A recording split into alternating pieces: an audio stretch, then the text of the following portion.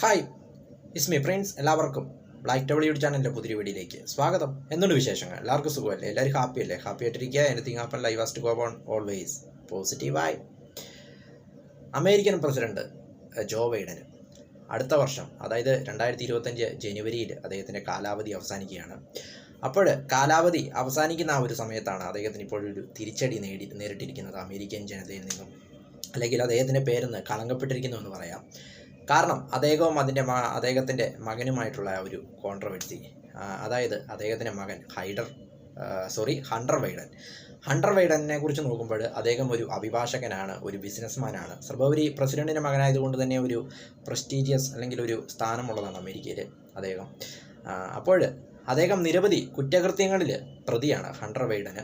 അതായത് നികുതി വെട്ടിപ്പ്, ഏകദേശം $1.4 മില്യൺ നികുതി വെട്ടിപ്പ് നടത്തിയിട്ടുണ്ട്. അതോടൊപ്പം മയക്കുമരുന്ന് ഉപയോഗിച്ചതിന്, അതോടൊപ്പം അനധികൃതമായിട്ട് തോക്ക് വാങ്ങിച്ചതിനും തോക്ക് കൈവശം വെച്ചതിനുമെല്ലാം അദ്ദേഹത്തിനെതിരെ നിരവധി കേസുകളുണ്ട്. പിന്നെ മറ്റനവധി കേസുകളും അദ്ദേഹത്തിനെതിരെയുണ്ട്. ഈ കേസുകളെല്ലാം അദ്ദേഹത്തിനെതിരെ ചുമത്തിയപ്പോൾ പ്രസിഡന്റ്, അതായത് ജോ ബൈഡൻ ആവർത്തിച്ച് പറഞ്ഞിരുന്നു, തൻ്റെ അധികാരം ഉപയോഗിച്ച്, തൻ്റെ പ്രസിഡന്റ് എന്നുള്ള രീതിയിൽ അധികാരം ഉപയോഗിച്ച് തൻ്റെ മകനെ ഒരിക്കലും രക്ഷിക്കില്ല, അല്ലെങ്കിൽ മകന് മാപ്പ് നൽകില്ല എന്ന് പ്രസിഡന്റ് പറഞ്ഞിരുന്നു. പക്ഷേ ആ പറഞ്ഞതിനെല്ലാം കാറ്റിൽ പറത്തിക്കൊണ്ടാണ് ഞായറാഴ്ച രാത്രി തൻ്റെ മകന് അദ്ദേഹം മാപ്പ് കൊടുത്തത്.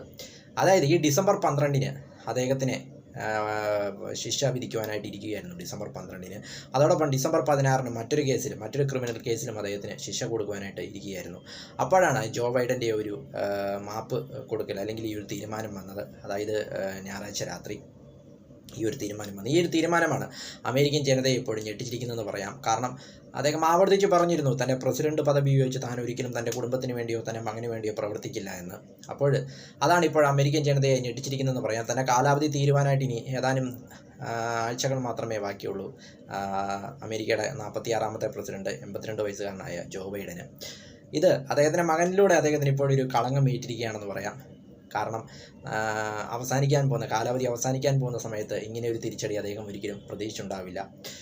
നിരവധി ക്രിമിനൽ കേസുകളിൽ പ്രതിയാണ് അദ്ദേഹത്തിൻ്റെ മകന്.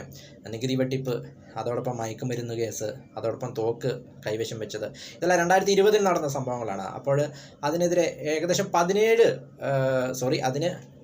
വർഷം വരെ തടവ് അല്ലെങ്കിൽ ശിക്ഷ ലഭിച്ചേക്കാവുന്ന കുറ്റകൃത്യങ്ങളാണ് ഇപ്പോൾ അദ്ദേഹത്തിന് മേൽ ചുമത്തിയിരിക്കുന്നത്. അതിനെല്ലാം ആണ് ഇപ്പോൾ ജോ ബൈഡന് അദ്ദേഹത്തിന് മാപ്പ് കൊടുത്തിരിക്കുന്നത്. അതാണ് ഇപ്പോൾ അമേരിക്കയിൽ ആകെ ചർച്ചാ വിഷയമെന്ന് പറയാം. ഏതായാലും ഈ പ്രസിഡന്റിൻ്റെ ഈ ഒരു തീരുമാനത്തിന് വൻ എതിർപ്പാണ് അമേരിക്കയിൽ എല്ലായിടത്തും നമുക്ക് കാണുവാനായിട്ട് സാധിക്കുന്നത്.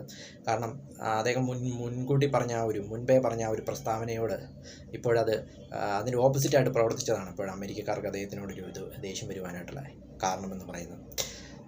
ജോ ബൈഡൻ അദ്ദേഹത്തിൻ്റെ കാലാവധി അവസാനിക്കാൻ പോകുന്നു. അമേരിക്കയുടെ 47ാമത്തെ പ്രസിഡൻ്റായിട്ട് ജനുവരി 20 ഡൊണാൾഡ് ട്രംപ് സ്ഥാനമേൽക്കും.